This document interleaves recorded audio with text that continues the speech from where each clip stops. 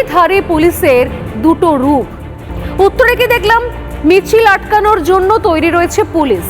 উত্তরকন্যার সামনে তৈরি রয়েছে ব্যারিকেড, শুধু তাই নয়, লৌহ প্রাচীর বানিয়ে রেখেছে এই বিজেপি নেতাদেরকে আটকানোর জন্য। তাও কিরকম বিজেপি নেতাদের মানে কিরকম ভিড় আটকানোর জন্য, যে ভিড় কোর্ট আগেই বেঁধে দিয়েছে।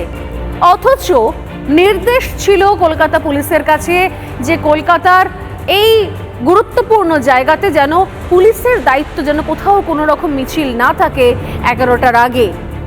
কিন্তু সেখানে পুলিশকে দেখতে পাওয়া গেছে কি?